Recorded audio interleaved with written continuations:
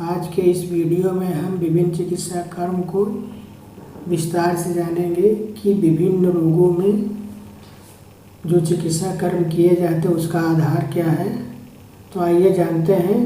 प्रतिद्वंद चिकित्सा कर्म उन्माद में किया जाता है। इसे क्षोभक चिकित्सा भी कहते हैं। तो उन्माद में जो व्यक्ति उद्दंड होता है, क्रोधी होता है, उसको अंधकार युक्त कमरे में बंद करना चाहिए।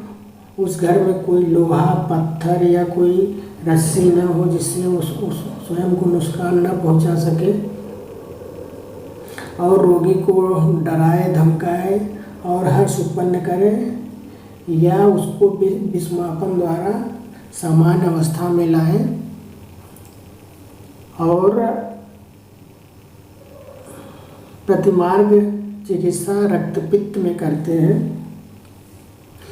तो प्रतिमार्ग च हरणम रक्तपित्त विधीयते सिद्धांत के अनुसार ऊर्ध्व रक्तपित्त में विरेचन कर्म और अधोक रक्तपित्त में वमन कर्म कराते हैं। ऊर्ध्व रक्तपित्त में विरेचन कर्म से दोष की गति प्रतिलोम होती है, अर्थात नीचे की ओर जाती है, और विरेचन पित्त हरणाम श्रेष्ठम से विरेचन पित्त को निकालता है। अतः ऊर्ध्व रक्तपित्त में वेग शीघ्र रुक जाता है। अधोक रक्तपित्त में वमन कर्म कराया जाता है।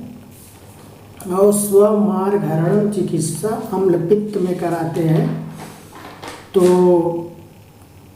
स्वमार्ग हरणम चिकित्सा अर्थात अधोक अम्लपित्त में विरेचन और ऊर्ध्व अम्लपित्त में वमन कराते हैं। आइए देखते हैं व्यत्यास चिकित्सा कर्म अर्थात बारी बारी से जो चिकित्सा की जाती है। तो व्यत्यास चिकित्सा कर्म श्वास में, क्षयजकाश में, सन्निपात ग्रहणी में, अर्श में, पित्तावृत्त वात में कराते हैं। तो श्वास में और क्षयजकाश में जो चिकित्सा व्यत्यास क्रम में किया जाता है, इसमें ब्रीहण और दीपन औषधियों को बारी बारी से प्रयोग कराया जाता है। एक बार दीपन औषधियाँ दी जाती हैं, फिर उसके बाद ब्रीहण औषधियाँ दी जाती हैं। इस चिकित्सा क्रम को करने से श्वास और क्षयजकाश की समस्या दूर होती है। और सन्निपातज ग्रहणी में वातज, पित्तज, कफज ग्रहणी में प्रयुक्त चिकित्सा को क्रमशः एक के बाद एक चिकित्सा कर्म करनी चाहिए। अर्थात पहले वातज ग्रहणी की चिकित्सा, फिर पित्तज ग्रहणी की चिकित्सा, फिर कफज ग्रहणी की चिकित्सा करनी चाहिए, या क्रम परिवर्तन करके कफज ग्रहणी, पित्तज ग्रहणी और वातज ग्रहणी की चिकित्सा करते हैं, या सभी चिकित्साओं को एक साथ मिला के करनी चाहिए। और आइए देखते हैं अर्श में व्यत्यास क्रम। अर्श से पीड़ित रोगी में अग्नि बल के अनुसार व्यत्यास क्रम अर्थात बारी बारी से मधुर और अम्ल और शीत और उष्ण द्रव्यों का प्रयोग कराना चाहिए। इससे क्या होता है कि अर्श संबंधी सभी विकार शांत हो जाते हैं। तो अर्श रोगी के जठराग्नि के बल को देखकर मधुर रस और बाद में अम्ल रस दें, या पहले अम्ल रस दें फिर उसके बाद में मधुर रस का प्रयोग करना चाहिए एक अंतराल के बाद। तो अर्श की चिकित्सा की दृष्टि से इन्हीं रसों का प्रयोग कराना चाहिए। इसी प्रकार शीत बीर और उष्ण बीर द्रव्यों का प्रयोग भी बारी बारी से कराना चाहिए। ऐसा कराने से दोषों का समूल नाश हो जाता है, जिससे अर्श के होने वाले सभी विकार शांत हो जाते हैं। इसके बाद आइए देखते हैं विस्मरण चिकित्सा, जो कि ज्वर में करते हैं। जो व्यक्ति ज्वर के आने के वेग के बारे में सोचता रहता है कि ज्वर का वेग आने वाला है, समय हो गया है, तो ऐसे व्यक्ति को ज्वर के वेग के आने के पूर्व उसका ध्यान हम किसी और मनोअनुकूल जगह पे लगा दिया जाता है, जिससे उसका ध्यान ज्वर के वेग से हट जाता है और उसको ज्वर का वेग नहीं आता है। इसी तरह हिक्का में देखते हैं कि सहसा व्यक्ति के मन का ध्यान अन्य विषयों पर कराने से, जैसे अचानक आश्चर्य या त्रास उत्पन्न करने से उसका मन हिक्का के ध्यान से हट जाता है और जिससे हिक्का शांत होने की संभावना रहती है।